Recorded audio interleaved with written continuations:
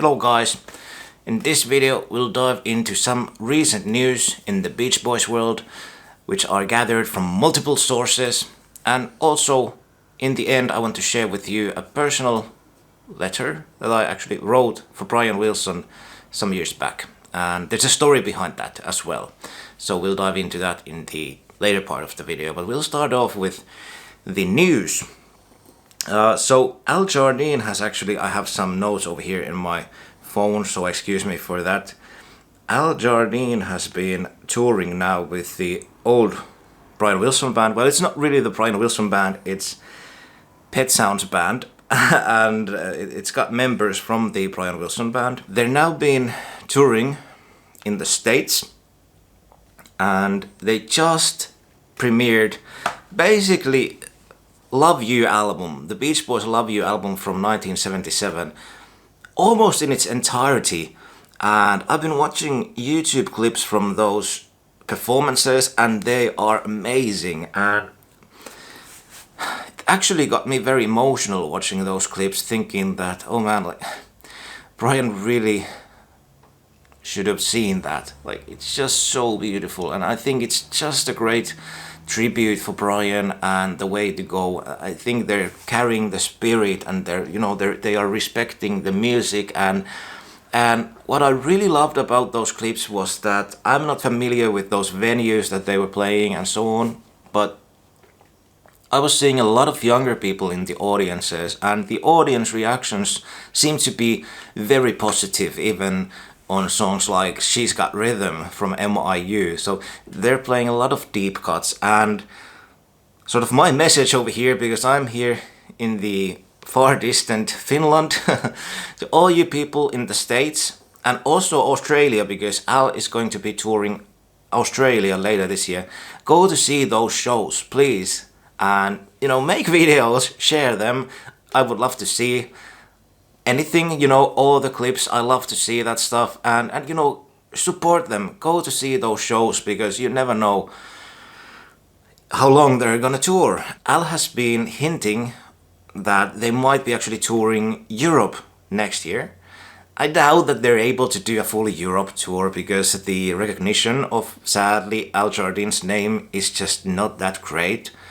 But if they really go and use that sort of tribute for Brian Wilson thing as an angle, like to sell those shows, I'm sure that they're able to get very nice venues over here in Europe booked too. So I would love to see that show, and I'm hoping that I'm able to save up some money if they indeed decide to come to Europe. So anyway, like, my own angle of this is just that I hope that they keep the Love You set included next year too, because that was my biggest dream when Brian was still touring. I always dreamed about Brian performing the whole Love You album, or even just few songs off of it, but I never got to see him perform any Love You material. I don't think, maybe Honking Down the Highway, but yeah, anyway.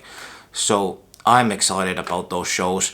If you have been on any of those new recent shows, I would love to hear your thoughts in the comment section. What did you think about the show? Then actually I want to give a shout out to a great channel that also does Beach Boys related stuff, Betamax Blogger. He just recently did a interview with David Loegman, I think is the name, from the Surf City All-Star band. Yeah, David Loegman. I wasn't actually familiar with this musician before, because I'm not so familiar with all those different sort of spin-off things. I've heard of Surf City All-Stars, but I've never really been able to dive into them, or they are a live group doing Beach Boys music mostly, and also some Jan and Dean stuff, but as I think they've only toured the States, so I'm not that familiar with them. Anyway, so David Loegman is the drummer of that group, and he's been working around the Beach Boys for like 30 years or so, and he actually dropped a really cool thing, really cool project that he's hoping to get released next year, and it is basically a Beach Boys, well, it's like covers of Beach Boys songs done in an acoustic, unplugged way, with the actual Beach Boys singing on it, and he's sort of secretly been recording it and producing it all throughout these years. And he's got Brian on it singing all summer long. He's got even Carl on it, and he's got Al and Mike, and I guess Bruce too. So basically all the living members that were living in the 90s still. So he's got all of them included. So they're doing the vocals, and then he's produced these sort of the backing tracks. That's at least what I figured from that interview. And it's sort of been in a sort of limbo state because it's done, the recording has been done throughout the years, and there's been issues with sort of like Brian being with another record label, so they couldn't move forward with that project and so on. So, you know, now he's trying to get things cleared up so that they'd be able to release that next year. And sure, it's not like an official Beach Boys release, but if it sounds anything like even remotely something like the unplugged section of shows that the Beach Boys did in the 90s when they were promoting some of the Smile material off of the Good Vibrations set, even if it has just a little bit of that magic, it's gonna be amazing. So I'm really excited about this one. Actually, maybe even a little bit more excited about this one than the Fred Whale, Brian Wilson country album thing that we haven't actually had news about in a long time. But I think it's probably moving ahead to now even more fastly than that, you know, Brian's passed. Sadly, I think it's just, you know, capitalism, and, you know, so I guess, you know, they're probably able to secure a deal pretty soon for that one. So anyway, I'm excited about that one too, especially the documentary, because they've done like a documentary about the creation of that Cows in the Pasture album with Fred Whale simultaneously, and I think Brian is included in that documentary too. So anyway, that's not it. There's actually other stuff. Can you believe it? Anyway, now that Brian's passed, a lot of people, friends of Brian and people in the sort of the Beach Boys circles and so on, have shared their stories, and there's been a lot of interviews coming up. And one super interesting one came from Jean or Jean, I'm not sure how you're supposed to pronounce that. Anyway, Sievers. So basically, like she's been a manager of Brian Wilson. I'm not sure exactly what kinds of stuff she did for Brian, but she worked with Brian for basically like 30 years or something like that. And this interview is from Paul Star by Andie Gensler. It was released just a few days ago. And it's a lengthy interview. The title is, in her own words, Jean or Jean Sievers on managing the late great music genius Brian Wilson. But there was a few little tidbits here that I thought I'd want to share with you, and I know that you're gonna be as excited about them as I am. First one being that they are actually now working on releasing the Andy Paley material, all of it, in a, you know, one single release. Another cool tidbit that was included is that they, well, we all knew this, that they filmed and recorded all of the original 2004 Smile premiere concerts in Royal Festival Hall in London.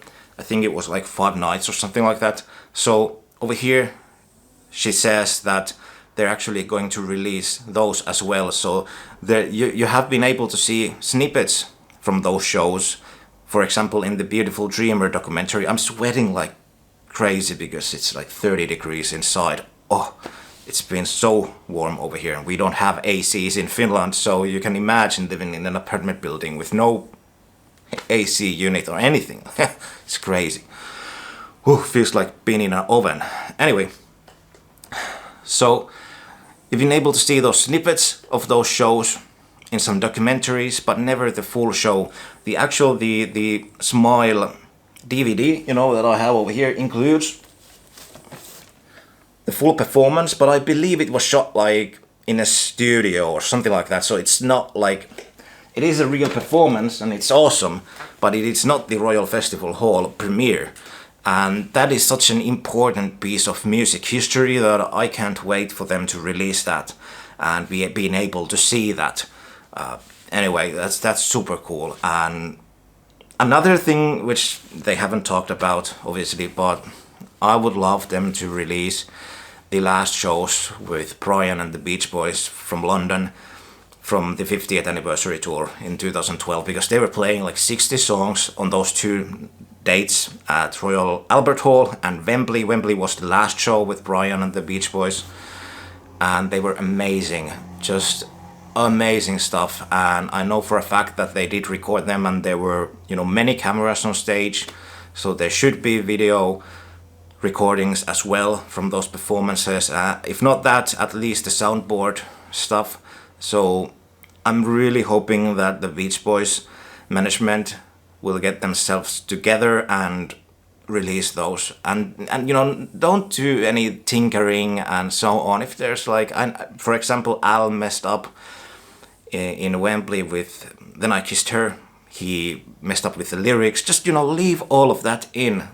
I don't want any added auto-tune or any crap, just put that out there. It's so historically important, the last shows with Brian and the Beach Boys together, so please just put those out there.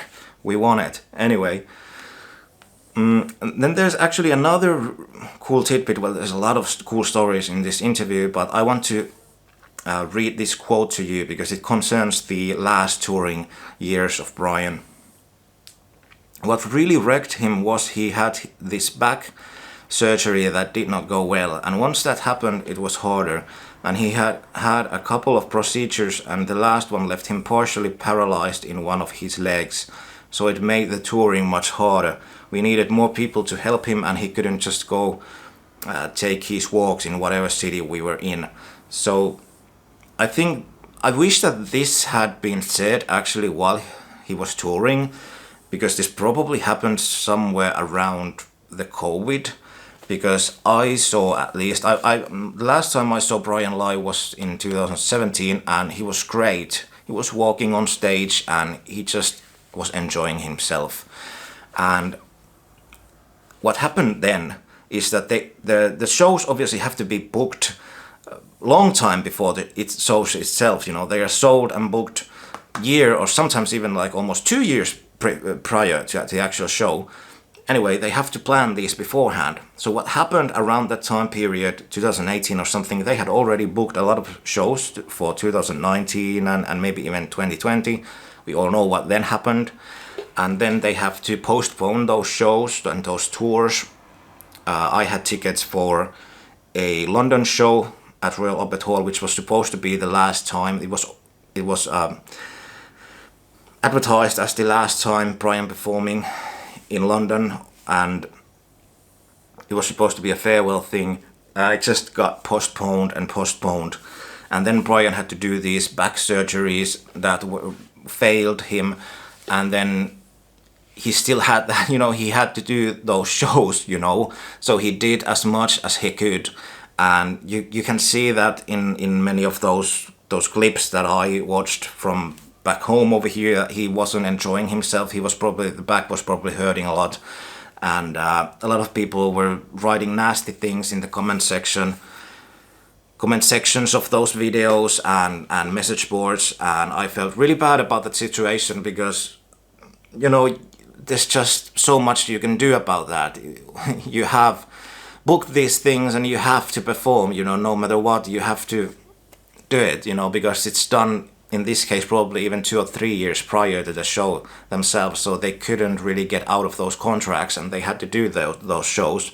And I felt really bad for Brian, because people were writing really nasty things about Brian, while I was seeing just courage and, you know, strength for him to being able to do that, even you know, considering the circumstances. So anyway, I just wish that this stuff had been talked about while the touring was happening, because it would have cleared a lot of things up. So anyway, then actually this is a great way, or great segue to dive into the letter that I mentioned. So this happened in 2000, let me just check the date because I have it on my phone over here. 2019, sorry. So summertime 2019, Brian had to cancel tour, or partially at some dates at least. And instead of doing it like they usually do, that they just say that, oh, we have to cancel this tour for unknown reasons or whatever, they don't usually say that much, maybe for like health reasons or something like that. Brian actually came out and said that he's having mental issues, a new kind of mental issues that he hasn't had before, and that they're dealing with it, and they hope to see the fans again soon, and so on, something like that anyway. So it was like a public statement. And I felt obviously horrible about that, but also it gave me strength, because I thought that Brian was being extremely brave with coming out with this one, shedding light to mental issues, and continuing to do that even after all the the decades of doing it already, but that he would still continue to sort of be a what you call that, like example, just like bringing this to the table, and being able to discuss about it and be open about it, and so on. So what then happened, actually, a lot of fans wanted to write for Brian, to encourage him and tell him how much his music means to him, and so on. And I was actually one of the people who wrote for him. So I wanted to share this little letter with you now. I just recently found it, and I hadn't read it since I actually sent it. So here we go.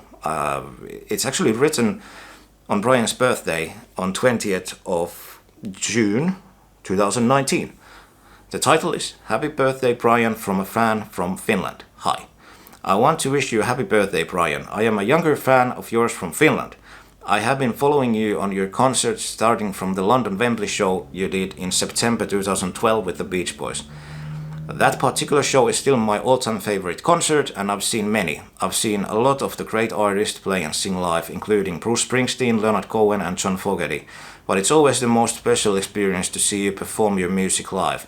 I will never forget that show in 2012 in London. You had such a great time on stage, and the audience was on flames. I've seen you with your own band after that London show 5 times, in both London and also in Finland a few years ago, when you performed on the jazz festival at night in the open air in the rain. I think your band is probably the best band that there is out there. I hope you get better soon and continue to do what you love, because that's what it's all about.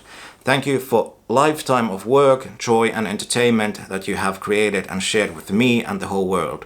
Your music will last forever. Sincerely, Tuomas. And anyway, there's a little, like a really cool thing that the management actually shared the moment of Brian reading all those letters. He received a bunch of letters, and I have it actually on my phone, but I'll post the picture over here too. So there's a video clip, and then there is 2 images.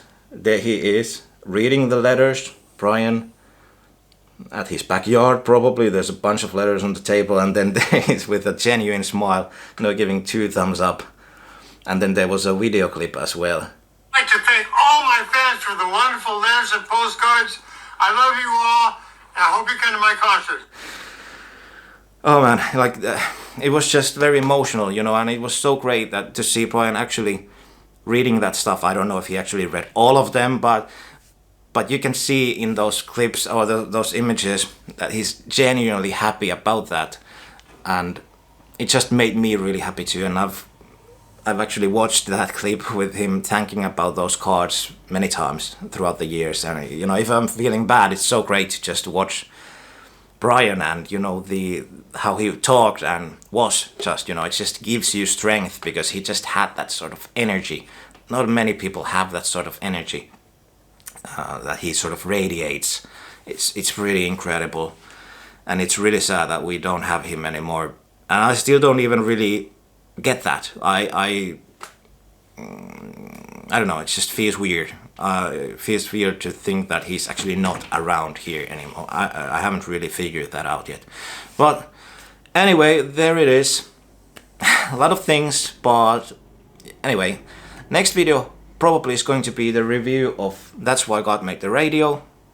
I'm hopefully able to do that soon, and see you on the next video. Take care. Bye bye. I would like to thank all my fans for the wonderful letters and postcards. I love you all, and I hope you come to my concert.